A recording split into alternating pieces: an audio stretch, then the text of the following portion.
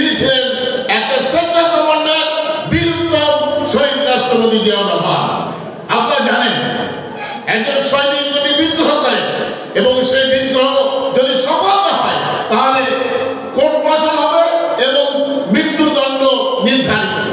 শহীদ রাষ্ট্রপতি জিয়াউর রহমান দেশের স্বাধীনতার জন্য, দেশের মানুষের জন্য তার দেশের প্রতি মমত্ববোধ থেকে সেদিন শহীদ রাষ্ট্রপতি জিয়াউর রহমান স্বাধীনতার ঘোষণা দিয়েছিলেন, স্বাধীনতা যুদ্ধ করেছিলেন এবং নিজের পরিবারের প্রতি বিন্দুমাত্র আনুকূল্য না দেখিয়ে তাদেরকে ফেলে রেখে তিনি যুদ্ধক্ষেত্রে তিনি যুদ্ধ করছেন। তিনি কখনোই তার নিজের পরিবার বা তার নিজের সন্তানের কথা চিন্তা করেন নাই, তিনি দেশের মানুষের কথা চিন্তা করেছিলেন।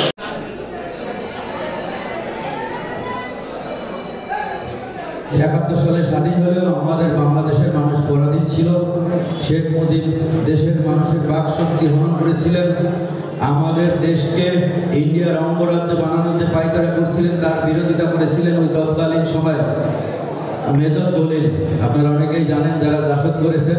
মেজর জলিল উনি এই বাংলাদেশকে রক্ষা করার জন্য জাসদের সৃষ্টি করেছিলেন এবং 1973 সালে একটি নির্বাচন হয়েছিল।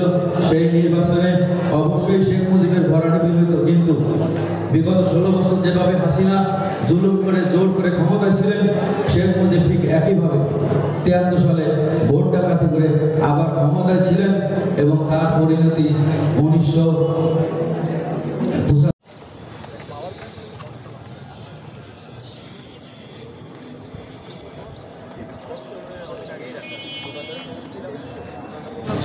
দীর্ঘ প্রায় এক যুগেরও অনেক বেশি সময় পরে স্বৈরাচার এবং ফ্যাসিবাদমুক্ত বাংলাদেশে ইসলামী ছাত্র শিবিরের যে নিয়মিত আয়োজন, সেই আয়োজনকে আমরা সাধারণ ছাত্রদের মাঝে তুলে ধরতে পারছি এবং তুলে ধরার সুযোগ পেয়েছি। এজন্য আমরা আল্লাহর কাছে প্রথমে শুকরিয়া আদায় করছি, আলহামদুলিল্লাহ। এবং সেই সাথে সাথে যারা আমাদেরকে এই সুযোগটি এনে দেওয়ার জন্য নিজেদের বুকের তাজা রক্ত ঢেলে দিয়ে, বিশেষ করে জুলাইয়ের গণ অভ্যুত্থান এবং ছাত্র জনতার যে বিপ্লব, সেই বিপ্লবের মাধ্যমে যারা নিজেদের জীবনকে উৎসর্গ করে দিয়ে আমাদেরকে এমন সুযোগ তৈরি করে দিয়েছেন, আমরা সেই সমস্ত শহীদদের আত্মার মাগফিরাত কামনা করছি। আমরা আজকে এখানে যে আপনারা দেখতে পাচ্ছেন প্রকাশনা উৎসব, ছাত্র শিবিরের 2025 সেশনের নববর্ষ প্রকাশনা উৎসব, এটা মূলত ইসলামী ছাত্র শিবিরের কেন্দ্রীয় নির্দেশনার আলোকে সারা দেশব্যাপী এই প্রকাশনা উৎসব হচ্ছে। বিভিন্ন কলেজ ক্যাম্পাস, বিশ্ববিদ্যালয় ক্যাম্পাস, জেলা মহানগর শাখাগুলোতে এই প্রোগ্রামের আয়োজন হচ্ছে। তারই অংশ হিসেবে আমরা বাগেরহাট জেলায় আমরা আয়োজন করছি। মূলত ইসলামী ছাত্র শিবির প্রতিষ্ঠা লগ্ন থেকে নিয়ে শুরু করে এই পর্যন্ত এই ব্যতিক্রম ধর্মী আয়োজন করার চেষ্টা করে আসছে। ইসলামী ছাত্র শিবিরের প্রত্যেকটি আয়োজনের মধ্যে আপনারা দেখতে পাবেন সেখানে কিছু সৃজনশীলতা রয়েছে, যে নতুনত্ব নিয়ে আসার চেষ্টা করে। আমাদের যে প্রকাশনী সামগ্রী রয়েছে, এই প্রকাশনী সামগ্রীর মাধ্যমে শুধুমাত্র একটা প্রকাশনা নয়, এখানে ছাত্র শিবির তথ্যবহুল যে বিভিন্ন তথ্যগুলো নিয়ে আসার চেষ্টা করেছে। ইসলামী ছাত্র শিবির যুগ জিজ্ঞাসার আলোকে যা প্রয়োজন সাধারণ ছাত্রের জন্য সেগুলো নিয়ে আসার চেষ্টা করেছে। ইসলামী ছাত্র শিবিরের সাংগঠনিক বইপত্র, তাদের গঠনতন্ত্র, সংবিধান, কর্মপদ্ধতি, বিভিন্ন সিরাতের ইতিহাস, নবীদের ইতিহাস, সাংস্কৃতিক সাহিত্য সংস্কৃতির পরে ইতিহাস সংক্রান্ত যে বইপত্র আমরা ঘুরে ঘুরে দেখেছি, আমরা মনে করি এই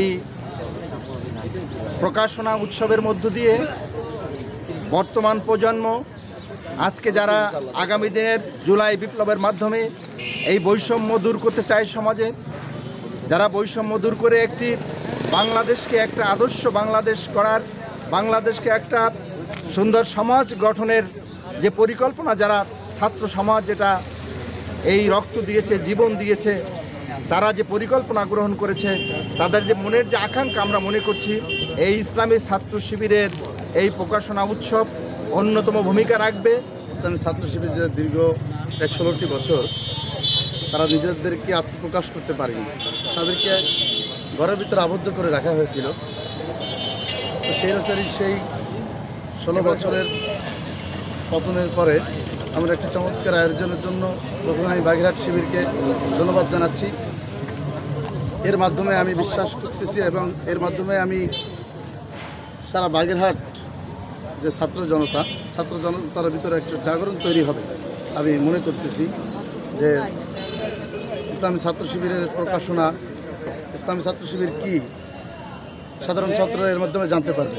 ছাত্র শিবির এত সুন্দর একটা আয়োজন, খুব ভালো, মানে আমাদের মতো এই তরুণ ছাত্র সমাজের জন্য অনেক ভালো একটা কাজ করেছে। ওদের ধন্যবাদ বাংলাদেশ ইসলামী ছাত্র শিবিরকে এরকম একটা সুন্দর উদ্যোগ করার জন্য। আমাদের দেশে তো অনেক ছাত্র সংগঠন আছে, তার মধ্যে ইসলামী ছাত্র শিবির কেমন, ইসলামী ছাত্র শিবির কি, সেই সম্পর্কে আমরা একটা ধারণা পেতে পারি একটা ইসলামী সংগঠনের এসেছি। আমার কাছে খুবই ভালো লেগেছে, বিশেষ করে এই জুলাই বিপ্লবের ক্যালেন্ডারটাকে আমার কাছে খুবই ভালো লেগেছে। তা আশা করি সাধারণ শিক্ষার্থীদের এখানে এসে আসলে ভালো লাগে। আমার মত এটা মনে হচ্ছে।